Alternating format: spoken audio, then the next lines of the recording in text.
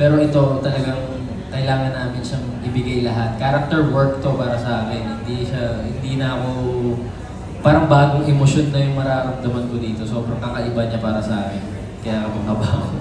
Opo, at pressure din po na kailangan mag-differentiate po namin yung characters namin from SDP to Werewolf Boy. Dapat distinct po talaga, hindi po pwedeng interchangeable kasi otherwise hindi po effective po yung pag-portray sa characters. And yun po yung gusto namin ibigay. Gusto po namin bigyan ng hustisya yung characters po kasi sobrang ganda po ng storya na to. No, tapos diba, sobrang sikat pa nito sa Korea. Yes Kaya po. sobrang, parang first movie yata ito ni Song Joong Ki. Idol ko yan eh, diba? Tapos ngayon gagawin natin yung adaptation ng pelikula niya. Kaya dapat maayos ito. Diba? Ito. Thank you guys. Ngayon, sinabi ni Angela, sinabi ni Robin, di ba, hindi pa daw kagalingan sila masyado umarte. Sang-ayon ba tayo doon? Di ba kami? Di ba hindi?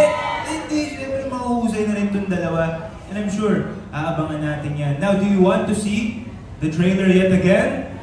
Isa ba? Isa ba? Isa ba?